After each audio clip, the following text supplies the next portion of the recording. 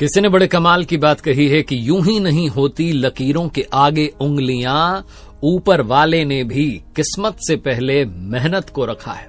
नमस्ते, मैं हूं आरजे कार्तिक। एक बड़ी छोटी सी कहानी है, पुराने जमाने की एक गरीब किसान की कहानी है, जिसके पास में कोई खेती नहीं बची थी, कोई जमीन नहीं बची थी। खेती करता तो कहां करता। उसके पास में सिर्फ 2 बैल थे और एक गाड़ी थी। उस बैलगाड़ी से ही उसका जीवन चल रहा था।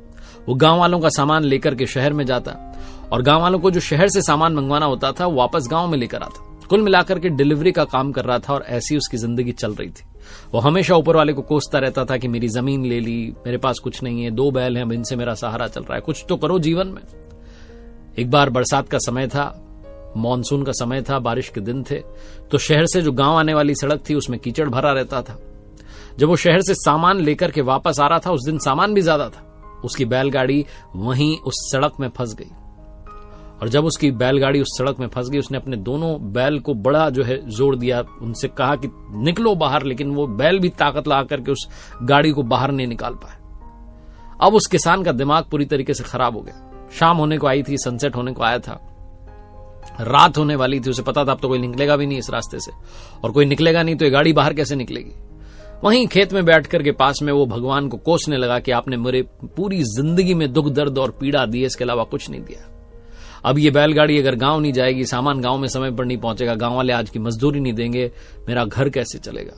आपने सब बर्बाद कर दिया। बस लगातार कोसे जा रहा था, किस्मत को कोसे जा रहा था। तब वहां से एक महात्मा जी निकले और महात्मा जी ने देखा कि बैलगाड़ी कीचड़ में फंसी हुई है, किसान खेत में बैठ करके लगातार कोस रहा है। तो महात्मा जी ने कहा कि इतना भगवान को क्यों कोस रहे हो, तुम अपनी गलती क्यों नहीं देखते।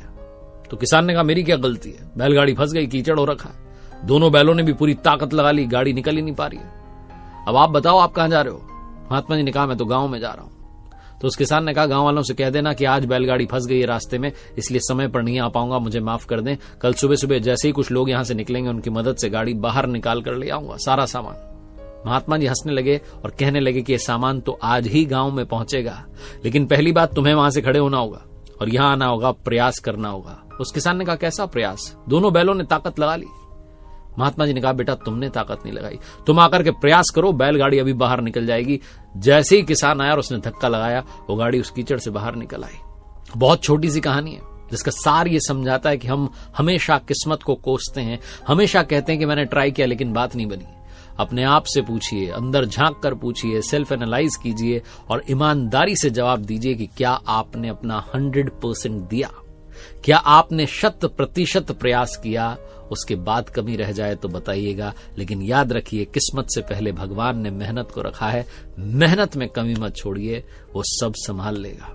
एक बार फिर से वही बात जो अक्सर कहता हूं, कर दिखाओ कुछ ऐसा कि दुनिया करना चाहे आपके जैसा।